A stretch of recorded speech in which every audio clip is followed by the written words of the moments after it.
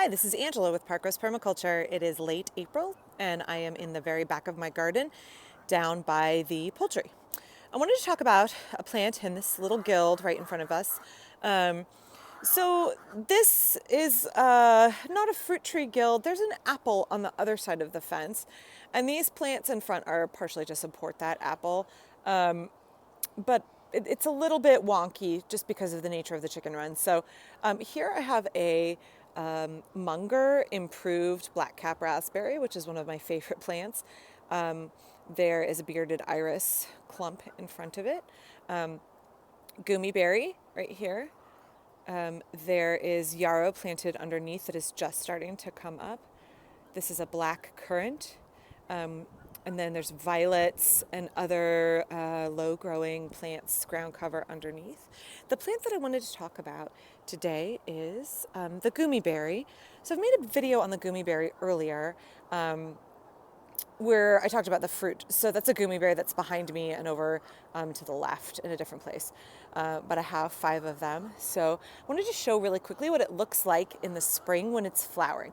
So Goumi berries are supposed to top out around 6 feet or so. This one is probably 7. It's very happy here. You can see there's the top of it. I got it as a stick this big, like a tiny bit longer than my index finger. This is its 4th year in the garden. So they grow pretty quickly. Goumi berries, Elaeagnus multiflora, are originally from China.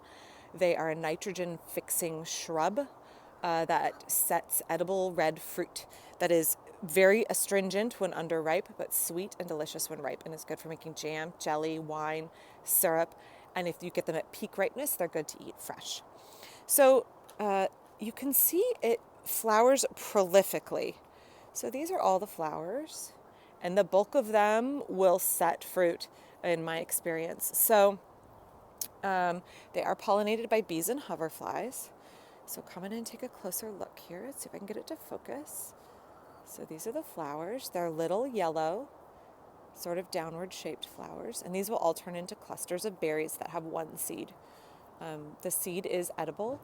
You have to take the hull off around it and you can eat it. It tastes a little bit like a sunflower seed. So this plant does have thorns on it when it's younger. As it gets more mature, the more mature wood doesn't have any. So let's see if I can point out here. Here's a thorn on it. So you do have to be careful. In my climate, it is only partially evergreen. If it gets quite cold, it will drop all of its leaves. It doesn't really have any fragrance. A tiny, tiny bit of a floral fragrance, but not much. But it is quite pretty with these subtle yellow flowers all over. And the flowers hang on for a number of weeks.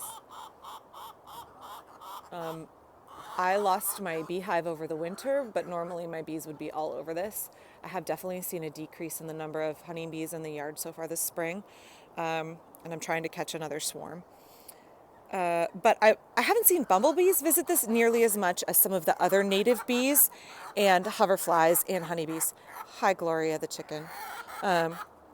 So this again is Elaeagnus multiflora, what it looks like in Oregon in late April, covered in blossoms. And I'll do an update later in the season to show you what it looks like when it is fully set with fruit. We'll see what percentage of these blossoms end up setting fruit. Hopefully it's quite a few. Okay, thanks. I'll be back soon.